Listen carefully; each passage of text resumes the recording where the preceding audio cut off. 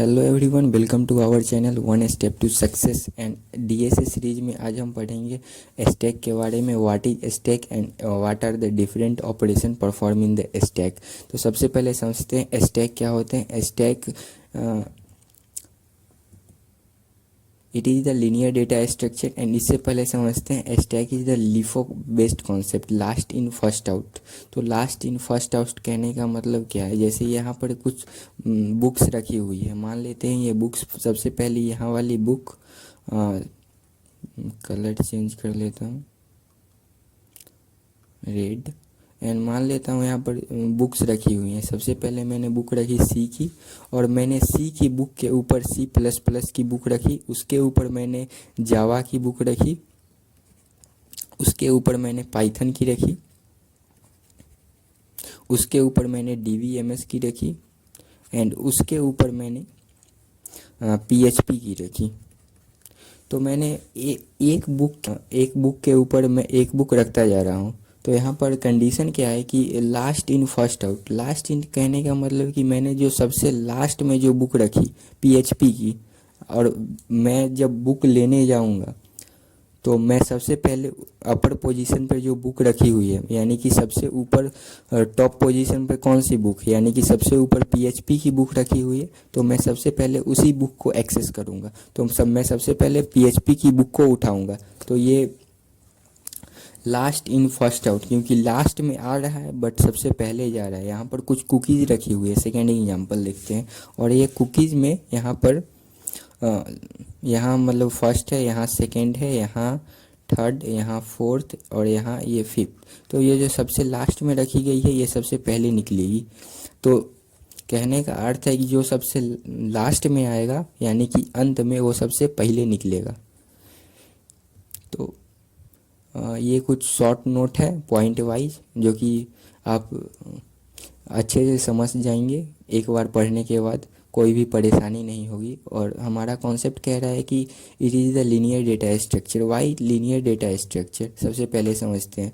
Because stack का arrangement एक linearly होता है, जैसे यहाँ पर देखते हैं कि एरे थ्रू, बिकॉज इसका अरेंजमेंट एक सीक्वेंशियल मैनर में है, और इसी कारण स्टैक को लीनियर डेटा स्ट्रक्चर कहा जाता है। And why non linear data structure. Non linear data structure कहने का अर्थ है कि अगर मान लेते हैं ये ए है, इसका एक हायरार्किकल रिप्रेजेंटेशन होता है, इसी कारण इसे नॉन लीनियर डेटा स्ट्रक्चर कहा जाता है। But stack is the linear data structure. हाँ, इरेज। और second point is it is the process in which input the data and retrieve in the reverse order। इसका कहने का अर्थ है कि input the data and retrieve in the reverse order। पहले समझते हैं कि जैसे यहाँ पर बुक रखी हुई है, मेन पर्पस क्या है, लास्ट इन फर्स्ट आउट। अब यहीं से सब कुछ को लिंक कर सकते हैं। लास्ट में इसका प्रोग्राम भी देखेंगे, जो कि स्टैक का बनाकर, और प्रोग्राम वर्क किस प्रकार से करता है हम इसे भी समझेंगे कि how work program of stack. तो सब क्या था, input the data and retrieve in the reverse order, basic concept. The process in which input the data is called pop. कहने का अर्थ है, मान लेते हैं यहाँ पर ये जो एरे है, एरे में जो डेटा का एंटर किया गया it is called pop, and data का निकालने की प्रक्रिया it is called pop, and upper position contain the data is top. तो मैं एक ही लाइन में तीनों चीज़ को बताना चाहूँगा। जैसे कि मैंने डाटा का एंटर किया, तो एंटर किया तो पुश, एंटर करने की प्रक्रिया, फिर निकालने की प्रक्रिया, निकालने की प्रक्रिया जैसे यहाँ पर मैंने एंटर किया, यहाँ पर देखिएगा 60 है, एंड यहाँ पर मैंने इस डेटा को निकाला, तो निकाला मतलब कि पॉप, निकालने की प्रक्रिया को पॉप। अब एक बात गौर करिएगा कि ये जो एरे है, ये एरे में सबसे ऊपर वाली वैल्यू कौन सी है, सबसे ऊपर में 60 है, तो हम सबसे पहले 60 को हटाएंगे, तो सबसे ऊपर वाली वैल्यू को हम टॉप कहेंगे। और यही 3 ऑपरेशन परफॉर्म किए जाते हैं स्टैक में। 3 ऑपरेशन परफॉर्म किए जाते हैं स्टैक में, जो कि मैंने यहाँ पर भी लिखा है, पुश, पॉप और टॉप। और मैंने एक ही लाइन में तीनों को क्लियर कर दिया, यानी कि डालने की प्रक्रिया को पुश कहेंगे, निकालने की प्रक्रिया को पॉप कहेंगे। यहाँ पर कुछ गलती लिखा हुआ है, यहाँ पुश होगा, पॉप नहीं, push. And upper position contain the data is called top. तो यहाँ से भी आप समझ सकते हैं, इस एग्जांपल से भी, कि मैंने अगर किताब एक के ऊपर एक रख रहा हूँ तो इट इज़ कॉल्ड पुश, मैं एक के ऊपर एक रखते जा रहा हूँ, बट मैं अगर इसी बुक को रिट्राइव कर रहा हूँ, मैं पीएचपी की बुक को सबसे पहले उठाकर अलग रख रहा हूँ, तो it is called pop. And सबसे ऊपर कौन सी बुक है? टॉप। अगर पीएचपी की बुक को मैं हटा दूँ, मान लेता हूँ ये बुक नहीं है, ये यहाँ से कलर चेंज करके दिखाता हूँ, मान लीजिए ये बुक यहाँ पर नहीं है, ये पीएचपी की बुक है ही नहीं, तो मेरा सबसे अपर पोजीशन वाला बुक कौन सा है? डीबीएमएस। तो अब मेरा टॉप का वैल्यू कौन सा है? डीबीएमएस, यानी ये बुक है हमारी, ये वाली बुक डीबीएमएस, ये जो आप दिख रहे हैं ब्लैक। एंड अगला पॉइंट क्या कहता है? अब आया मेन मुद्दा। इफ़ वी पुश, यहाँ एक लाइन आधी लिखी हुई है, नीचे भी लिखा हुआ है, if we push the data the value of top is incremented by 1 if top is equal to size minus 1 then display the message stack is full. कहने का अर्थ है if we push the data if value is incremented by 1। Next point क्या है? If top is equal to -1 then display the message stack is empty. सबसे पहले ये मेरे पास 5 साइज का एरे है, ये एक ब्लैंक है, इसमें मैंने कोई भी डेटा का इंटर नहीं किया है, और मैं यहाँ से मिटा लेता हूँ जो कि क्लियरली आप समझ पाएंगे। तो इसके लिए सबसे पहले यहाँ देखिएगा 5 साइज का एरे है, और एरे मैंने सबसे पहले एक डेटा का एंटर किया 20 जीरो पोजीशन पे। तो जीरो पोजीशन पे अगर मैं सबसे पहला डाटा रख रहा हूँ, तो सबसे पहली वाली जो है टॉप हुई।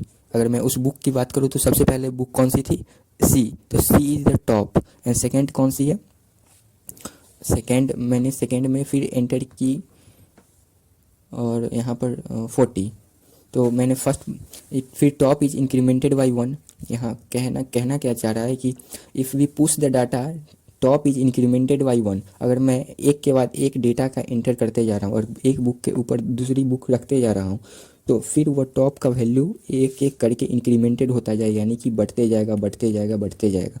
तो टॉप का वैल्यू साई -1 पे जाके रुकेगा, और जब साई -1 पे जाकर वो पहुंच जाएगा तो display the message stack is full.